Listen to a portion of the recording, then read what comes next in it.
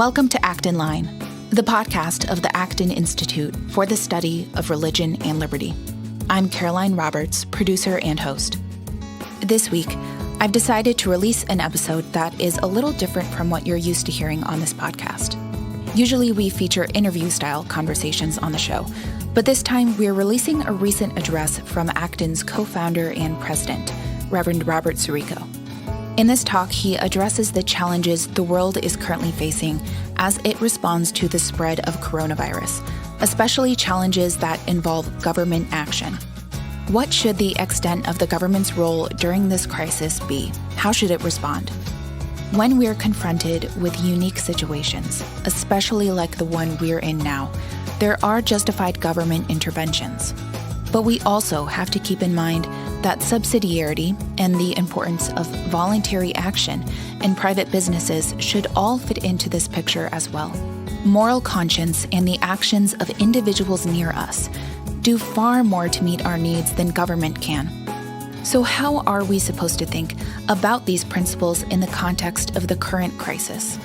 Reverend Sirico explains and also references some resources that help us answer this, and you can check those out in our show notes. Don't forget to leave comments or ratings wherever you're listening and share the episode with a friend.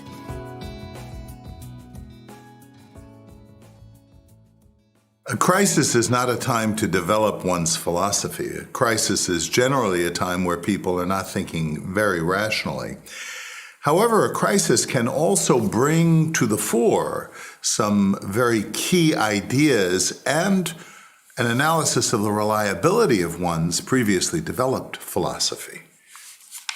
This, of course, is why it's imperative that we have clearly defined principles in advance of a crisis, because we will have developed them, one hopes, reasonably and in a calm, reflective, and deep manner. And so we come to the present moment. The first thing I'd like to say to you as president of the Acton Institute is that we are concerned for all of our supporters and friends wherever you may be. I certainly have included you in my prayers and hope that you will include me and our staff here at the Acton Institute in your prayers. I just want to touch on a few things that this coronavirus crisis and all of the discussion and government edicts have brought to the fore to, in a way, remind us of some perennial moral foundations for the good of society. I don't intend by this discussion to address myself to the nitty-gritty of particular policy proposals or debates, much less predictions on the future of what's going to happen. But I do think this gives us an opportunity to reflect on some ideas that over 30 years now the Acton Institute has been putting forth, and to see if we can discern their applicability in this circumstance. One of the principles that we've spoken about many, many times over the years is the principle of subsidiarity. This is the idea that central governments ought to act as a subsidium or as a help to lower levels of social organization. And boy, if there are any of the principles that we've talked about in the past that apply in this circumstance, I would think that it is the principle of subsidiarity. But this principle is often obscured, and I think in a very real way, the present challenge gives us an opportunity to look at that a little more closely.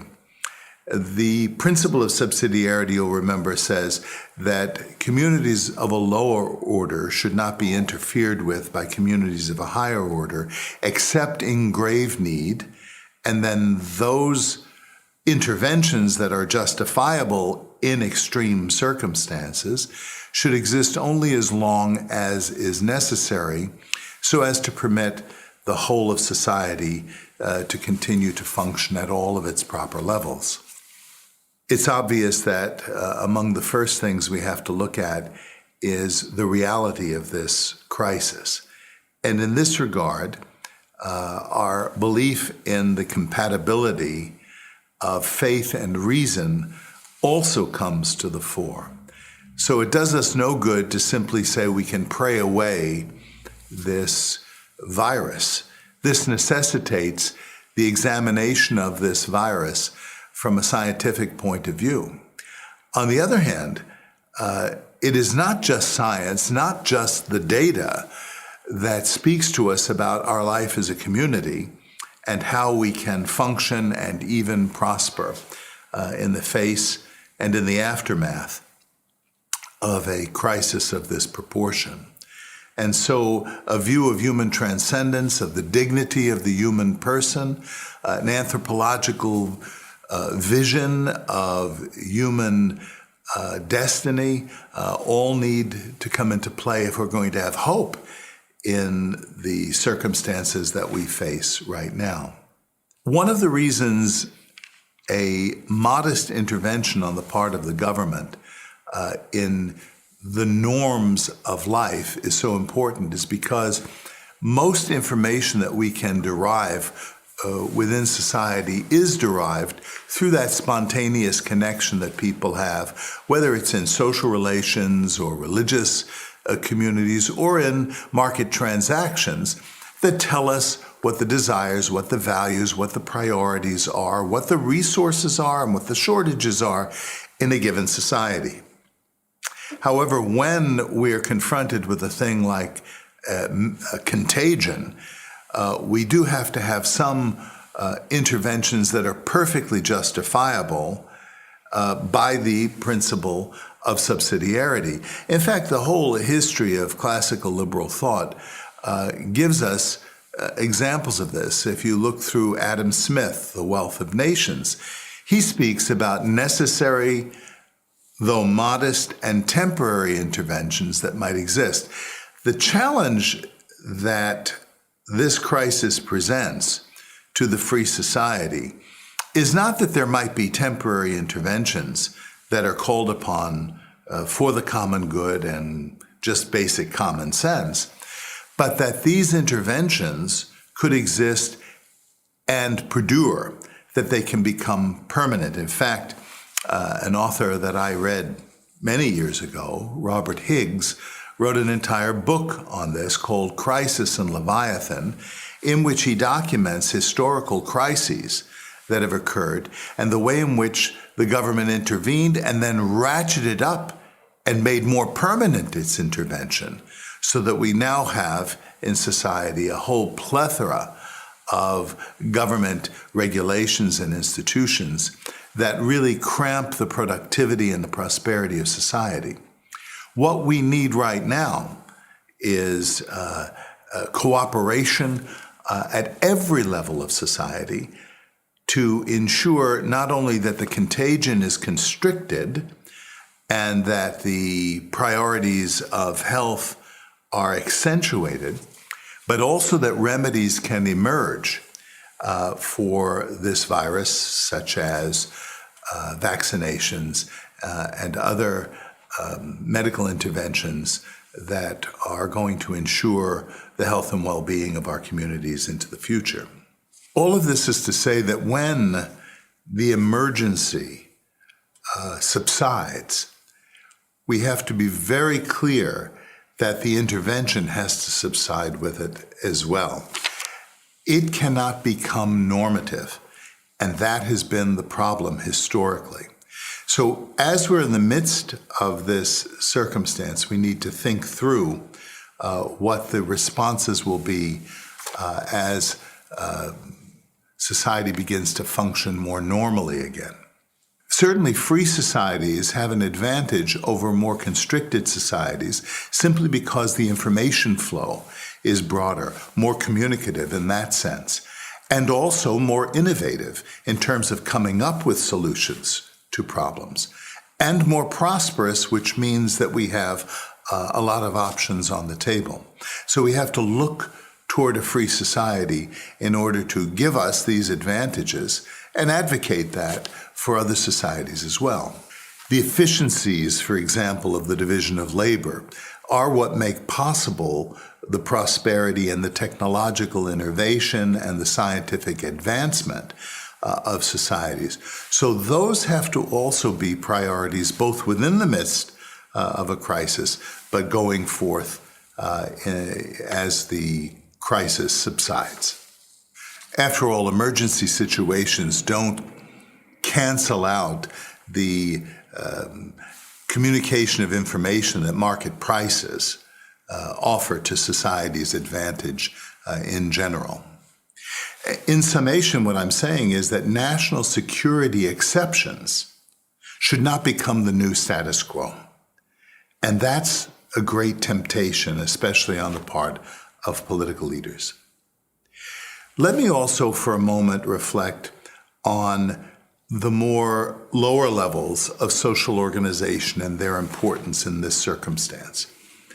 To the extent that informal communities or mediating institutions like community centers and churches and family gatherings and other organization of fraternal support and charity, to the extent that these are vibrant and are allowed to function and prosper in society, this is a safeguard right now in the midst of a crisis, because it is not bureaucracies that are going to look on our neighbors in need, but people in families and in neighborhoods and in churches who are going to call people they know and say, how are you doing? My own parish right now is going through a whole process of this, whereby our parishioners are contacting other parishioners to see if there are any needs. And if somebody has, you'll pardon my reference, an abundance of toilet paper in the house, then they can call and say to somebody who has a shortage, well, we have some for you. We realized that in the closing of our school, we had a whole bunch of toilet paper in storage that we're making available to the people in our own community as an example of these kind of local communities being very efficient and knowledgeable of what the needs are on the local level. This points to the importance of religious communities and voluntary communities to be vibrant and a vital part, in fact, a normative part of the way in which society itself functions in general. Let me also indicate, especially in the face of people calling for central health bureaucracies to manage the entirety of the problem, especially on a world level, because this problem is affecting us on a world level, let me indicate what a great danger is. Can you imagine, for example, had we already had a World Health Agency that was dictating the policy to all of the world, if that World Health Agency had its facts wrong, if one central bureaucracy developed an international policy for the whole world and that policy was mistaken in some vital way, even in some small way, what kind of disaster could occur? For example, let's say some World Health Agency dictated that the policy to be pursued was akin to the policy of Iran. This wouldn't then just be Iran's problem. It would become a world problem. This underscores the importance of competing knowledge bases, places where people are producing information that may not curtail with the central authority. And those can be to the great advantage of society in general. If, for instance, countries bordering Italy had to wait for the European Union to determine whether Italians could travel outside of their jurisdiction, what would have happened in terms of this contagion had one central authority made a decision of that import? There is, of course, a moral lesson in all of this for us. One of the important things, again, something that the Acton Institute has emphasized, that really the reason for our existence, is the lesson that liberty needs to be used responsibly. Our liberty, the use of our liberty in a responsible manner, means that we are the first to be accountable for how our actions affect the lives and the well-being of other people. If there is not a moral conscience that guides us, no amount of bureaucratic legislation is going to help remedy the situation ultimately. Therefore, we reiterate that liberty must go hand in hand with responsibility, with moral responsibility and moral accountability. This needs to be done with a deep concern for others, which of course is the basis of our moral life. This also teaches us a lesson about the fact that we are not masters of the universe, that human society, indeed human life itself, is fragile, as is liberty, which Lord Acton reminds us of. So that having a transcendent vision, having an idea that there is something beyond this life, is what can help us to order our lives in a proper and moral way here and now. There is someone to whom each of us is accountable, beyond government, beyond our own societies, someone who knows us in the intimacies of our heart and our consciences, someone who sees us when no one else sees us. And this God of whom I speak is not only our judge, but is our great consoler. So it's my prayer and my hope that you and your families, your communities, your society will experience the comfort and sustenance of a benevolent God who sees our needs even better than we see them and who wills for us eternal relationship with Him. Thank you, be safe, and may God bless you.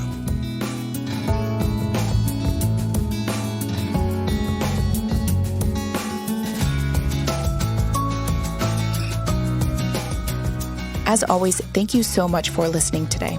Our podcast team loves putting this show together for you every week, and it's so encouraging to hear back from our listeners. Feedback is super important to me because it lets me know what you'd like to hear more of, including the kinds of topics you're interested in most, and also how I can improve this show to make sure you're getting the most out of it. You can reach our team at actonline@acton.org, or you can call our office at 616-454-3080. And if you like our show, you know what to do. Leave us those ratings and reviews on the Apple Podcast app and subscribe. Acton Line is on YouTube, Google Play, Stitcher, or wherever you listen.